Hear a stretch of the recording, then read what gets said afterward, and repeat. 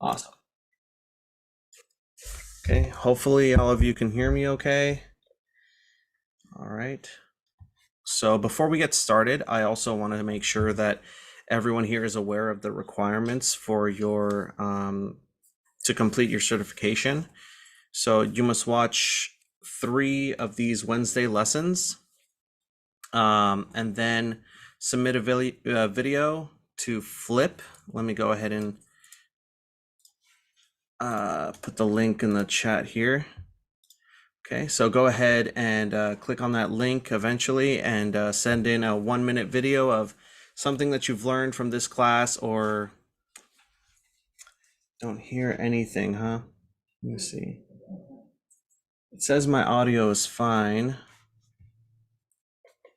Huh. Is it the headphones instead of your mic?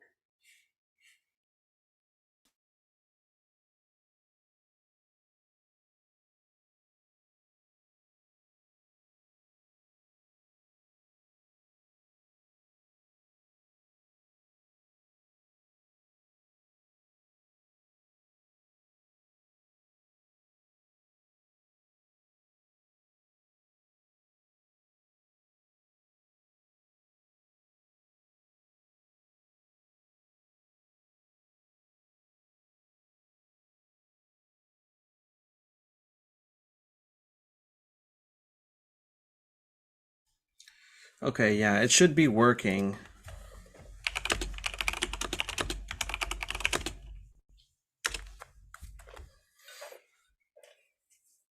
Yeah. Okay, thank you, Lucas. Okay, so yeah, so on the link there, just go ahead and send in a 30-second or more video about what you've learned through these lessons, or just like how you make your favorite cocktail. So yeah. Okie doke. Let's go ahead and continue with our lesson today, which I'm super excited about. We're going to be talking about spirits. Let me see.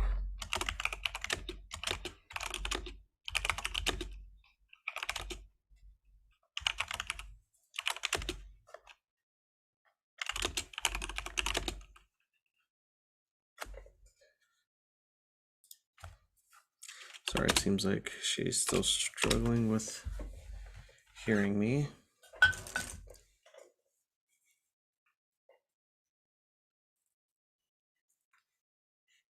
Yeah, I'll go ahead and just continue here. So I guess the first thing that we should talk about is going to be vodka. All right, vodka, Russian word for little water. Okay. This spirit originates from Russia and Poland. And it used to be made from potato, so it was a lot more starchy. If you've ever had Chopin vodka, they have a potato and they also have a wheat style vodka. I'm gonna actually look it up online so that you can see this vodka as well.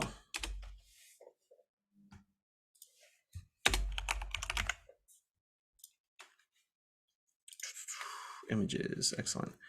Okay. And I'll go ahead and share this as well. Share screen. Boom, boom, boom. Let's do this guy. Excellent.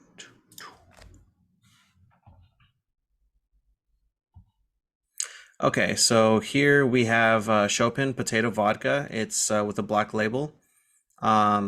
If you've had this, you'll note that there's kind of like a starchy, more creamy quality to the vodka. It's incredibly subtle, but it's still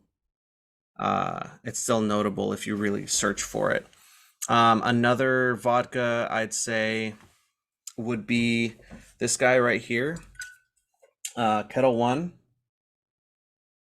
right there, Kettle One. This is a fairly large bottle, but this is my recommended bottle. It has a lot of, it is It does not have a lot of impurities in it, and it is great for the price. Uh, I think sometimes if you catch it on sale, it'll come out to like $20 for a bottle like that. So I'd be on the lookout for Kettle One if you ever want to play around with vodka cocktails. Okay. Vodka has never really got like a solid respect for with the craft community. It is now a little bit, but not so much still. Not enough yet, at least. So the reason why is because in most craft uh, mixology, they want to not only represent, the cocktail flavor itself, but the spirit along with it. So instead of just spotlighting one thing, they want to create a concert with all the ingredients. So like they all play a part in your cocktail. So vodka, because of the subtlety, because of the flavorlessness, they never considered it something that they would want to put in their cocktails. But now, because of martinis and all these other cocktails, they're starting to note, like, for instance, there's a rice vodka that is like very, very creamy compared to most vodka. So there was a notable difference in that one, and now they're starting to notice, oh, you know what? There are some differences, and there are ways to play with these vodkas. Okay. These are now mostly made from grain and just distilled a whole mess of times. Any questions about vodka? No? Okay. Then I will continue with the lesson. One thing that I get asked a lot is about the differences between tequila and mezcal. So I'm going to talk about that a little bit. Let's go with tequila first. And I'm going to share this because I have no tequila bottles at the moment.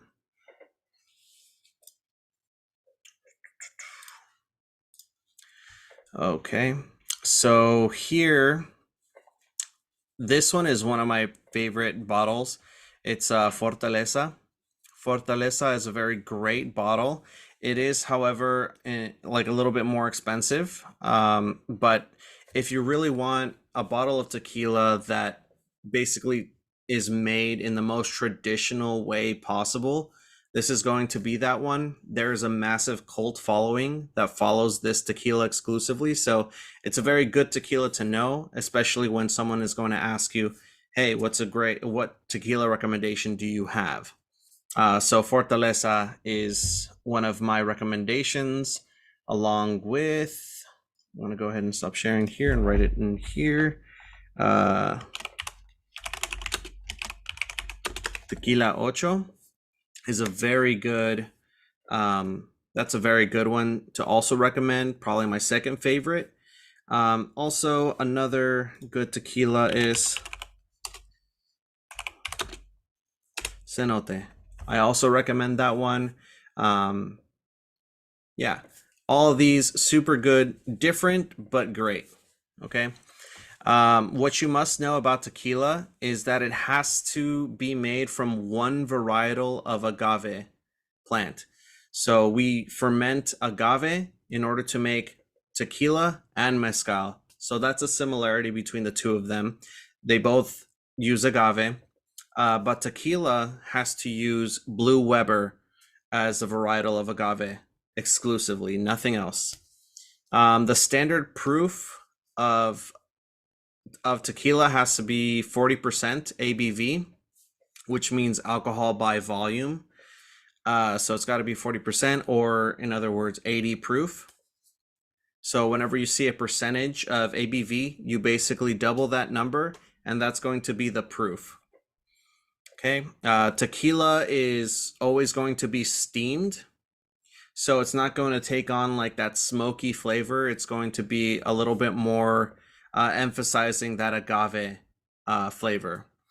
It is a regional spirit, so it's made in one location, and it's mixto, which means that this tequila has to be made with 51% or more of blue Weber agave.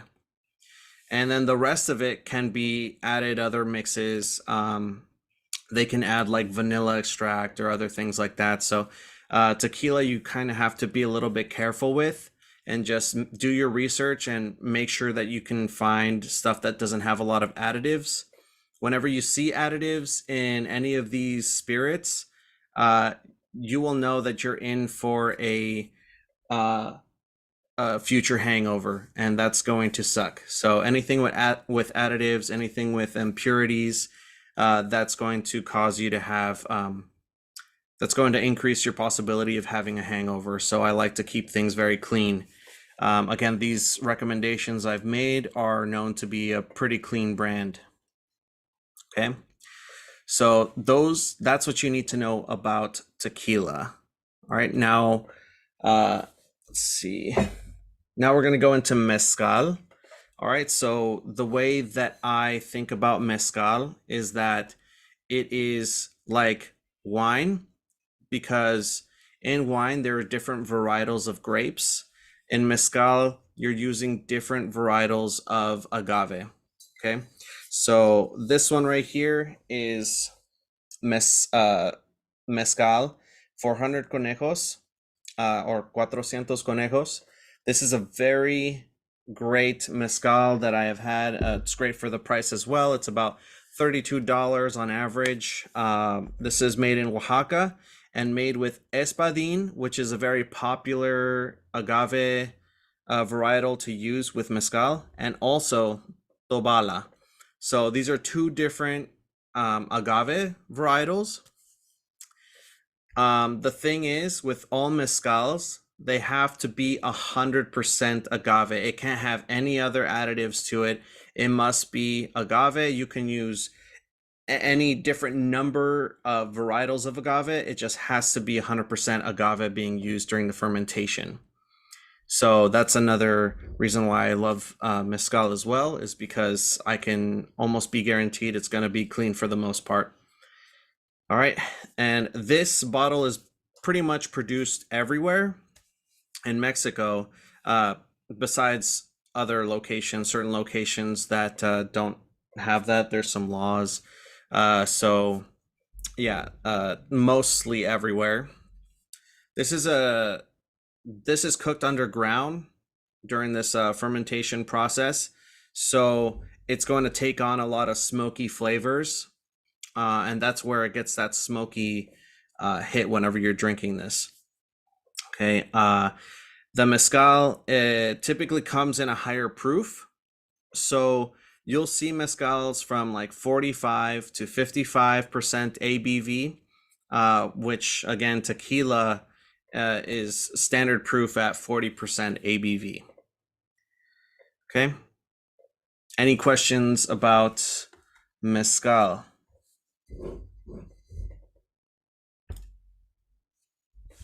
Awesome.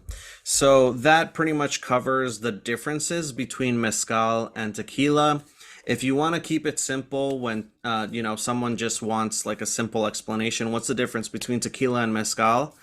It's just mezcal is going to taste a lot smokier, and it's going to be higher in alcohol percentage, whereas tequila, it's going to be standard 40%, and it's going to taste more sweet, more taking on the flavor of agave with vanilla notes and such. All right. Coolio. There are other ones as well. There's like bacanora. There's also raicilla. This is a different type of thing. Even though we want to consider this to be mezcal as well, it can't be, because it is made in a region where mezcal isn't allowed to be produced. So they name it something else, and it's under the category of agave spirits. But essentially it is mezcal. It's just produced in a spot where they can't call it mezcal. Okay, so there's a couple of those, like bacanora and raicilla. Right, that's pretty much tequila and mezcal. Again, if you have any questions, just go ahead and send any of those questions in the chat. Okay, I'm gonna move on to gin, which is a very fun one, especially in the summer. I consider this spirit to be a very seasonal spirit. Again, summer, once the heat starts to approach, people tend to move towards gin. They're like very interested in that gin. Regional, I would say that it's more produced all over Mexico. There's just some regions where, sorry, some locations that it can't be considered mezcal. And actually, let me go ahead and give a recommendation here too. So, if anything, tequila is going to be more regional than mezcal. Mezcal has more liberty in location. This book right here is a very great book if you want to learn more about tequila and mezcal. So you'll see some of the stuff that I've talked about, but they go in depth with a lot of that. So if you want to be well versed in tequila and mezcal, I recommend that book. All right. Okay, so going back to gin, it's a summer spirit. You see these in like martinis or in gimlets. Oh yeah, no, of course I can. And there are two types of gins.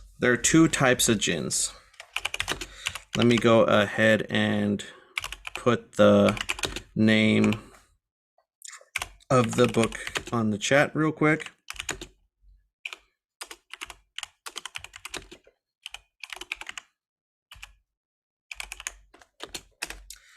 Okay, that's the name of the book. You can probably find it on Amazon or something, and it should appear there. Okay, so going into gins, there's two types, but both types are going to take on that juniper during the process of either flavoring or during distillation. So it can have multiple routes. So for instance, this gin right here, Ford's gin, this is going to be a traditional gin. This is more like a trying to approach dry, but it's not quite dry. This is going to have a pininess to it, and that's from the juniper. So you know for sure that there is juniper in this gin. There's pininess, there's botanicals, so it's super refreshing. And it normally has like a super crazy fragrance. It's almost like a perfume of that pine. And then there is contemporary. There is contemporary gin. And contemporary gin, the reason why they call it that is because it's approaching gin differently. They use gin, but such a small amount that it doesn't really show in this spirit. So this one, Gin Mare, it's a very great example. This I could say is a very savory type of spirit. I'd say more saline. It does kind of taste like thyme and olive. This is distilled from olives, thyme, rosemary, and basil. So there are herbs, there's other botanicals as well, but these are the four main things that they're going to be using. And you can definitely taste that in this. You can also tell that the body of it, which is like when I talk about body, I'm talking about the viscosity. So the difference between water and maple syrup. Water is going to pour faster than maple syrup. Maple syrup has a lot more body. So that's what we think about. There's like a thicker bolderness texture to the tongue when we're talking about body. So yeah, that's what contemporary gins are going to be. Very little juniper in this, more of everything else. Still botanicals and still some of the juniper, but mostly those things. So it's going to be a different flavor. Okay. That is gin pretty much in a nutshell. All right. So let's go to our next spirit, which is going to be rum. Rum, I have quite a few recommendations on all different parts of rum, or Yeah. So rum is pretty much distilled from, there's a lot, but it all has to do with sugarcane. So we typically just say rum is distilled from sugarcane, but there are multiple different versions of sugarcane you can use. So you can use like sugarcane juice, you can use crystallized sugar, you can use molasses, you can use skimmings. Skimmings is that frothiness on the top of the juice that accumulates over time. They take that, which is called the skimmings, they take that and they use that for the distillation process, which it kind of gives them like a different type of flavor during all that. Okay, but for the most part, they're just going to be using like sugarcane juice, or sugar or molasses. Those are the main. Skimmings, not so much, but it can be found. All right. There are different types of rums. So the first rum I'm going to go over is going to be a Demerara rum. The reason why I wanted to go through to explain this one is because I also want to let everyone know that we're now using a lot of different syrups at the bar. So typically we're using like pure cane sugar. Now we're starting to dive into using different sugars as well, like brown sugar or Demerara sugar. So that's why I wanted to use this one first. Demerara sugar is going to be like, it's going to be a little bit more raw. So basically, when you get those packets, those brown packets of sugar that is raw sugar, that's pretty much Demerara sugar. It's going to be a little bit more raw. It's going to be bigger crystals, and they're not going to purify it as much as they do with the cane sugar. But the flavor is absolutely more rich and a little bit more yeasty, I want to say. Super great for your old fashions. So definitely try that out. Create a rich syrup with Demerara and you will be gold. Just make yourself an old fashioned, quarter of an ounce of that syrup with the 2 ounces bourbon, 3 and 4 dashes of Angostura. You're looking at some gold right there. All right, so Demerara rum. This is my recommendation. El Dorado, it is not that expensive. It's a very good rum. When you taste it, well, when you smell it, it's gonna smell kind of, it's gonna give you like a bit of a sweeter Bacardi smell. Okay, so this is why I chose this one besides something like Bacardi. It's still got that ethanol from the alcohol, that smell. It's kind of rounded, kind of like Tito's a little bit, and then it's got a sweetness. So, but the flavor is going to be kind of dry, and it's super good with maybe like a daiquiri. Um, Honestly, if you have a bunch of different rums, a daiquiri cocktail is kind of the best way to see how different those rums are, uh, just by this cocktail alone. Okay, so Demerara rum, it's distilled from fermenting molasses. So the molasses has to be fermenting, and then they distill it from there, and that's where they get this rum from. That's how the spirit is created. All right, next one, we're going to be heading into more of a funky region. Funky, it's going to be like kind of musky. It's going to be very powerful in flavor. It's going to make itself known. Appleton Estate is a great example of Jamaican rum. This one is a 12-year, so it's going to take on more of a bourbon-like aspect. But if you get an Appleton Estate like 3-year or 5-year, you will taste that funkiness from the rum. So I would recommend trying that. This is made from distilling sugarcane juice, sugarcane syrup, or a combo of any of those of those two, and it takes place in a copper pot. The reason why people will use a copper pot, which is just a big pot made of copper, is because copper, the properties of copper, when heated, don't cause browning in your sugar. So I don't know if if you have different styles of pots and pans, steel, ceramic, copper, But if you use copper versus steel, you'll notice that in copper, the sugar will not brown or burn. It'll maintain the heat without going into that burnt process. So that's why they use that. They want to make sure that it just stays there for a period of time. And I think that's where all that funk, all that flavor tends to come from, just the way it's being made. Okay. Then we're going to go into French rum, or French style of rum, which is rum agricole. It's spelled a little bit different. It's spelled RHUM instead of RUM. RHUM and agricole. Okay. So this is one example. This is a very good one. So if you do have the funds for it and you want to try this out, I would recommend doing so. I believe it's about $30 or something around there. This is going to taste dry, and it's going to smell very much like wet, distant lemongrass. So it's going to have grassy smells, but the taste itself is dry. So when I say dry, I'm talking about if you've had white wine that wasn't fortified with sugar, so just pure white wine, it has this dryness to it.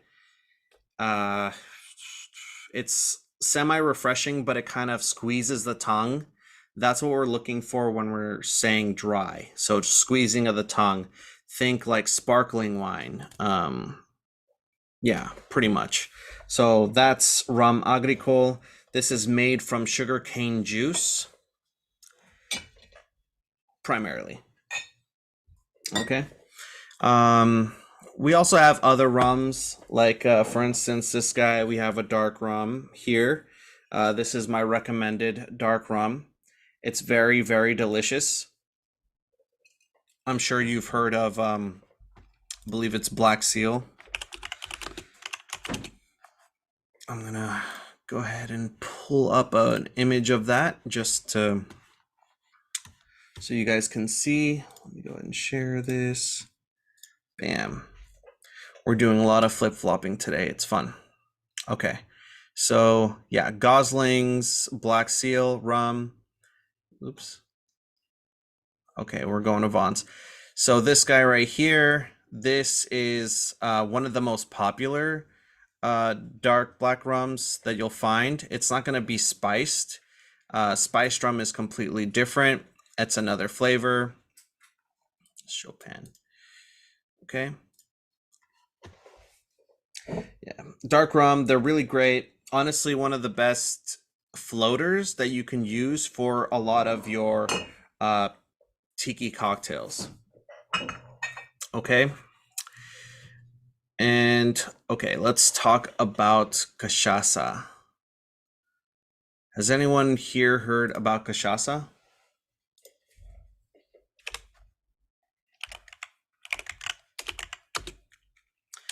It's typically spelled like this. It's Portuguese. If not, no problem. So people will probably get a little offended if you consider this to be a rum. However, you are using similar products to create it. Rum is made from sugar.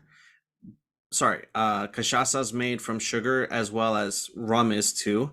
But rum will be made from like sugarcane byproducts, molasses. Cachaça is just straight from the sugarcane itself.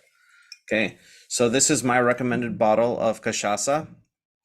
I know that the lights are kind of bothering, but it's Novo Fogo. And there's a bunch of different styles of this cachaça, but it's got such a different flavor profile that I recommend you try that at some point. If it's at a bar or if you are just willing to buy a bottle, I recommend buying it. When you smell it, it is going to smell very sweet. It's going to have notes of humid wood. So think of the jungle, think about like, just warmth and moistness and just ripping off bark from a tree. That initial scent is what you're gonna get from this, along with that sweet, sweet, sweet rum. The taste is very unique, you can really create some complex cocktails with that one. Highly recommend the bottle for sure. Okay.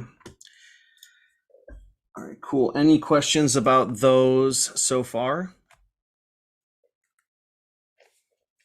Because we pretty much just covered most of the clear spirits that I've been wanting to cover for a while. If not, we can continue with our whiskey. So going into the more dark spirits. Okay, let's go into it. Let's go into whiskey. So whiskey, it's spelled differently from depending on where you come from, either with an E or without an E. So typically Europe is going to be without the E. Around US, you're going to see with an E. Okay. Whiskey pretty much just branches over to a bunch of different styles of whiskey. So I'm going to go over a few of them that are pretty popular, starting with the most popular, which is going to be bourbon. Okay.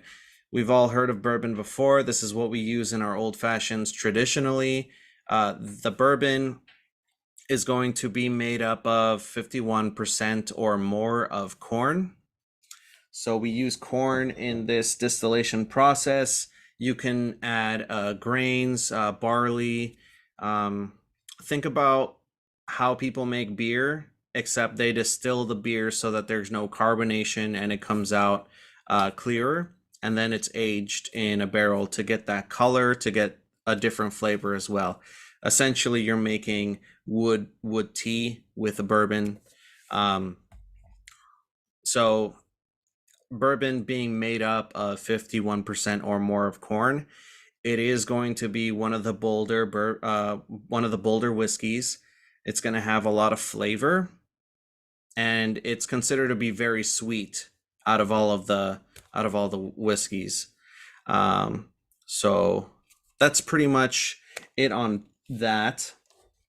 So going off of that as well, let's talk about there are certain laws, and if you ever see a bottle that says bottled, sorry, I can't point, bottled in bond. So if it says bottled in bond, that pretty much is a really good signifier that this is going to be a high quality bourbon. The reason why is because when it says bottled in bond, it's made up of one single liquor. So what that means is for like other places in their distilleries, other distilleries will come and bring other their already distilled whiskey. They'll bring it, they'll mix it along with all of theirs, and then they distill some more, and it just becomes a mashup of different types of stuff. So but they maintain consistency by doing the same amount and same other distilleries. So a lot of people who are purists, they want just one, only one. All right, so it's produced in a single season as well, so it's not going to be overdone or less than. Produced in a single season. This is only from one single distiller. All right. It's also aged for at least 4 years. Okay, so this is going to be aged for at least 4 years in an oak barrel. This one is aged 7 years, so that's quite a while, meaning it's going to be a lot bolder. It's going to be a lot smoother to drink because of the oxidation. So it's super cool. And then it's not, there's nothing added to it except for high quality water.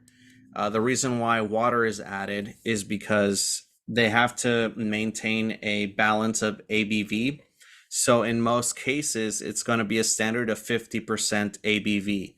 So by the time these are done, 7 years is a long time. A lot of water is going to evaporate. By the time this is done, this is going to be like in the 90s, of percentage. So they have to use water to balance that ABV out. In this case, this one is 50%. And in most other cases, it's going to be 50% as well. So bottled in bond is a really good high quality thing to look out for on the label. Okay, so that's bourbon. I recommend Heaven Hill. If Four Roses is a very good, affordable bourbon. So those are my recommendations. And now let's get into rye. Okay, so rye, it's pretty much similar to bourbon, but in this case, instead of 51% or more of corn, we're going to be using 51% or more of the rye grain. Okay. There can be corn involved in the process of making rye, just not at that percentage. There's a bunch of grains. Again, barley is a part of it. And so this one right here is my recommended bottle. Another bottled in bond. So if you see that label, again, you already know it's going to be of high quality. Rittenhouse is a very great, affordable rye whiskey to play around with. So be on the lookout for Rittenhouse. It's going to do you justice in your Manhattans, anything that's going to take rye. Okay. Let's see, Canadian whiskey. Okay, Canadian whiskey. If you're familiar, there's Crown Royal. I'll go ahead and share the screen again so you could see, just because I don't have Canadian whiskey.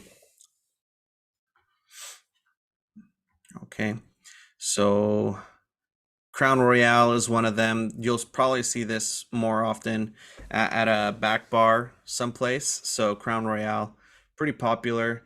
Another one would be like Canadian Club, but that's definitely on the cheaper end.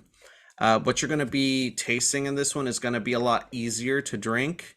It's not going to be too high in ABV. Yeah, and that's pretty much Canadian whiskey. It needs to be aged at least 3 years for it to be considered Canadian whiskey.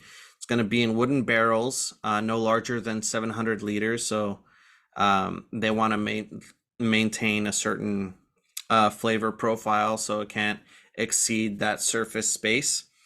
And then it has to be distilled in Canada. All right. Awesome.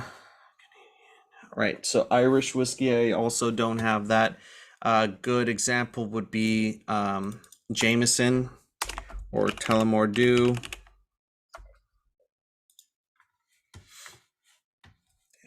Okay, I'll share this one as well. Bam.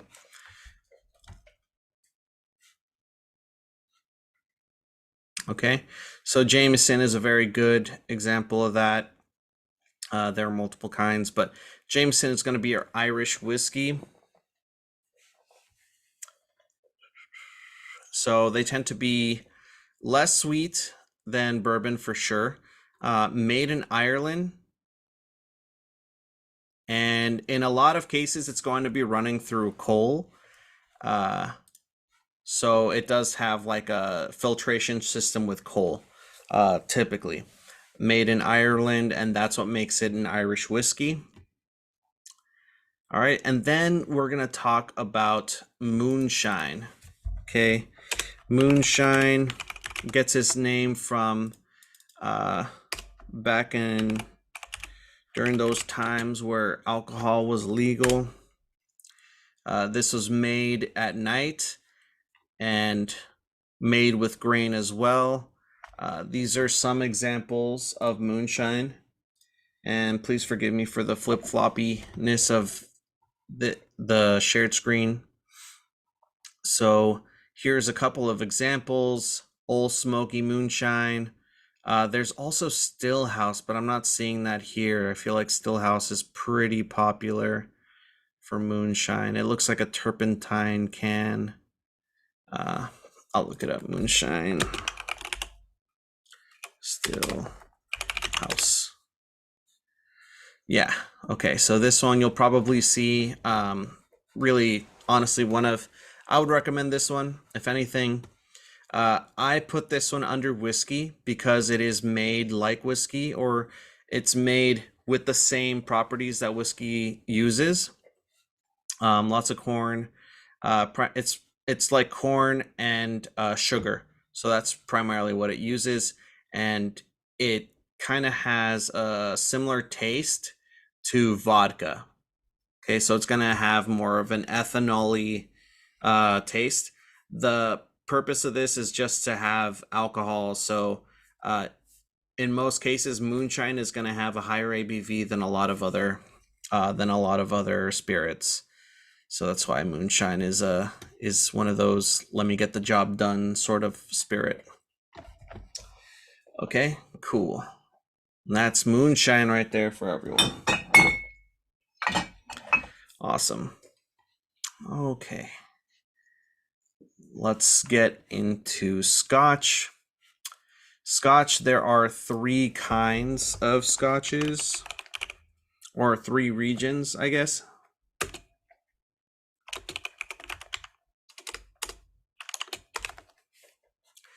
Okay, so we have Islay Scotch, which is my favorite. Islay Scotch, this is Islay Scotch. It's spelled Islay. I don't know if you can see that really. It's kind of blurry, but it says Islay. There you go. Bam. So this is a really great Scotch. It's Lagavulin. It's my recommended for sure. For it to be considered a Scotch, it's got to be made in Scotland.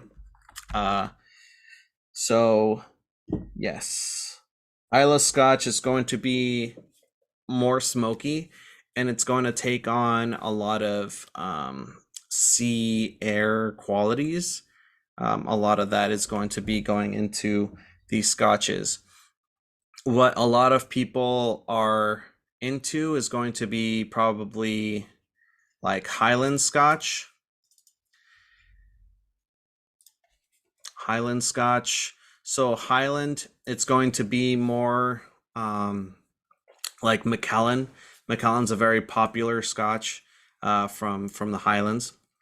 It's super smooth, and it almost has like a semi-botanicalness, so that's pretty interesting as well. We also have Lowland and Speyside. So Speyside is going to be like, it's going to be kind of apple, pear, honey, vanilla. It's going to be it like dried fruit and spices type of flavors.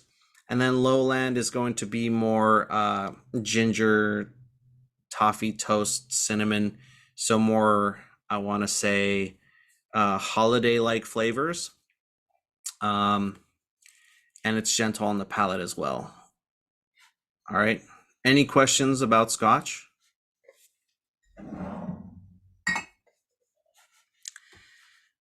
Okay. Awesome. So, Scotch, it's made from malted barley and yeast, and it must be distilled in Scotland. The ABV must be less than 94.8%. So if it's any higher than that, then it's not gonna look great. But for it to be 94.8%, that's a really huge jump. In a lot of cases, most of the spirits are going to lie between like the 35% to 40% region in ABV. So for it to have that kind of I guess freedom is pretty huge. It has to be aged using oak, and it has to be aged for at least 3 years. Okay, so that's something to note. This one in particular has been aged for 16 years, so it's still gonna have like a high ABV, but it's going to also be smooth for the amount of ABV it's got. So let me see how much this is. Okay, so this is just 43%, but it still's got a kick, right? Okay. Now let's get into cognac. All right, so cognac, you've heard it before. Most people will think like Hennessy, for instance. Honestly, not really my favorite, but I typically use Martell cognac. A good recommendation for cognac is going to be Park. I'll go ahead and write it into here. Park cognac, that's a really good cognac to have. Yeah, so there's that. Cognac, this is made with grapes that are turned. So the grapes are turned into wine, and then that wine is distilled twice, and then left to age in barrels. And then after the age is complete, that's going to be what cognac is. So cognac is a varietal of grape as well, so you can definitely taste that in this. The whole purpose of cognac is to experience both the flavor of the spirit, but they really emphasize the smell as well. So when cognac is being served to you, what you want to have is them give you the cognac neat in a snifter glass that has been heated. I know that sounds kind of wild, but the glass has to be a heated snifter glass. And then that way, when you do drink, the snifter glass is engineered to have both your mouth and nose, and it's also open so that it can breathe during the process when it starts to heat up and release all that, all of those aromas, and then you can really smell and then drink, and that's how you drink the cognac. And that's how you enjoy it to the fullest. Okay. Brandy. Okay, don't have brandy. Brandy is going to be the less. If you have brandy, it's the first step before it becomes like cognac, which is a higher quality spirit. So brandy is not that high in quality compared to cognac, but it can have a lot of different flavors, and it's not just cognac. So brandy is distilled wine as well, or other fruit juices. So brandy could be using pear juice or apple juice. So it uses those juices, and then you can really pull out different flavors for that distilled spirit. It's just using those fruits.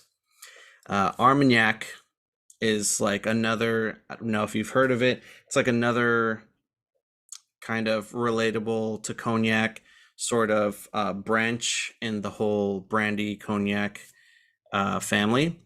It's distilled from wine as well, that is made from a blend of different grape varietals. So it's not going to really be using any other fruit juices. It's just going to be a blend of different varietals, and those blends create a different flavor. So Armagnac, that's their purpose. That's what they want to do.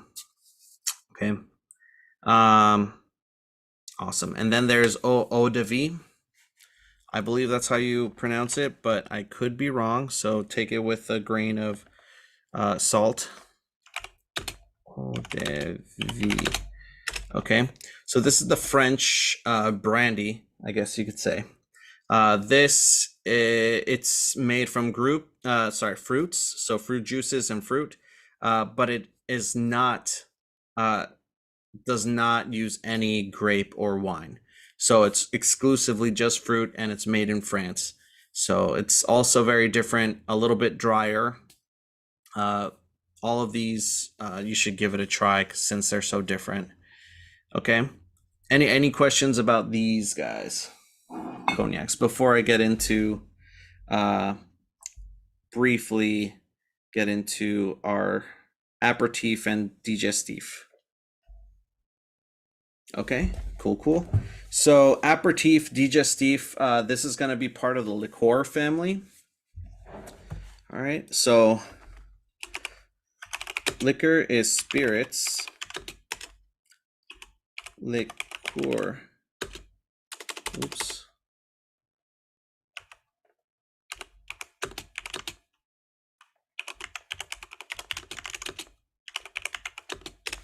So liqueur is different from liquor. Okay, so this is part of the liqueur family. Aperitif is just like think of an appetizer. It's something that you want to have before a meal. Aperitif is the same way because it's going to be herbal liqueurs that have salivating qualities, I guess. So it's going to be bitter, which in turn makes you salivate more.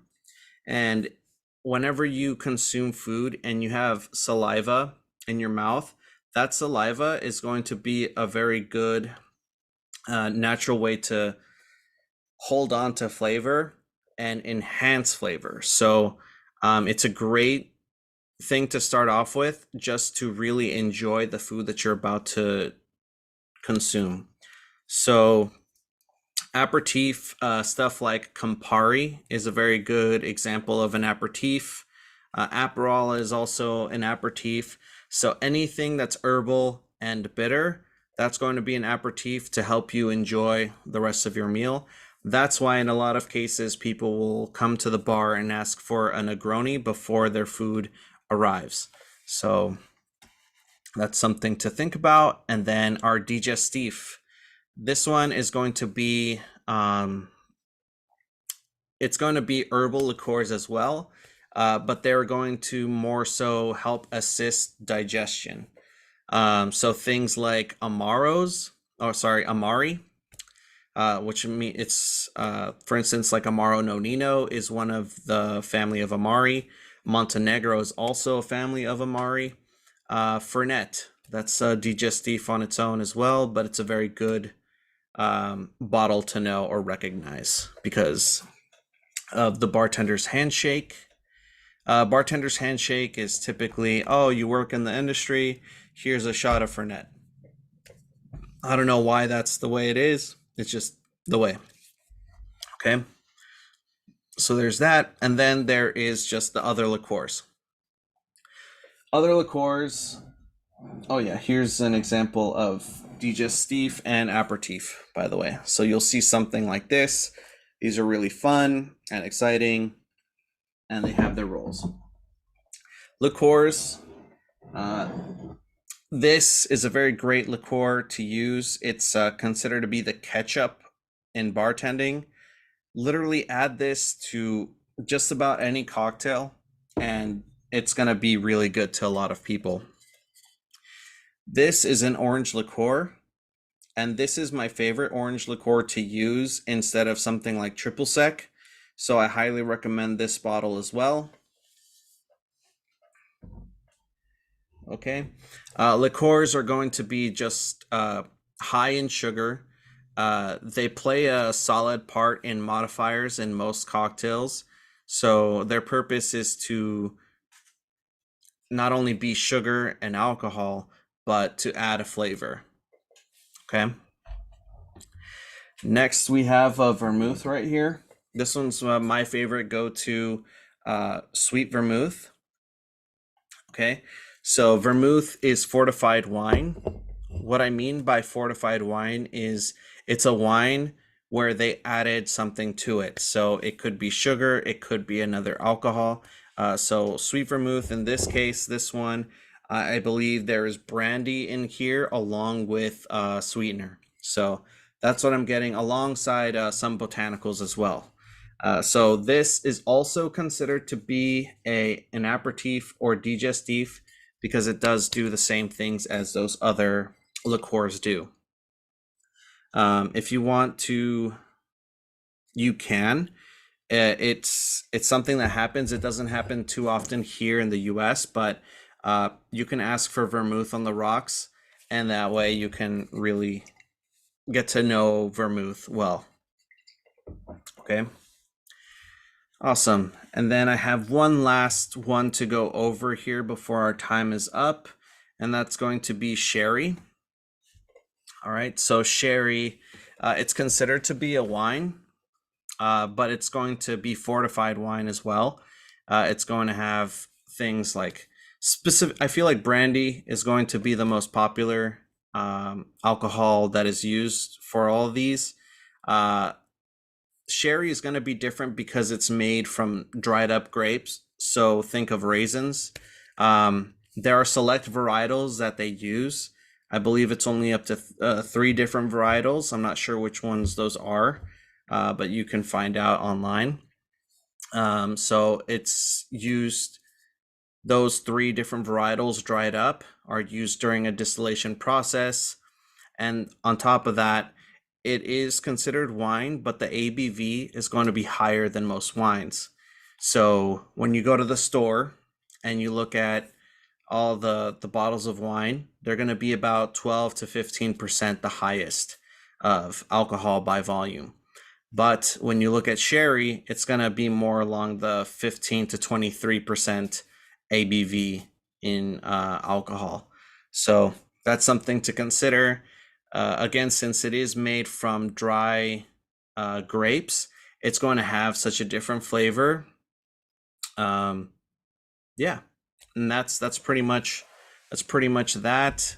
Sherry is mostly taken after your food as digestif as well. So, any questions on those? Go ahead and ask. And if you have any other questions besides that, please go ahead and ask. But if not, I'm going to go ahead and remind everyone to, this is the link right here. I'll go ahead and paste that right there. Bam. Bam. So just this link right here, go ahead and send in a video of 30 seconds or more, just explaining something that you've learned or just talking about a favorite cocktail and how to make it. So anything bar related, I guess. All right. Thanks again, everyone, and I hope you have a solid day. All right. Goodbye.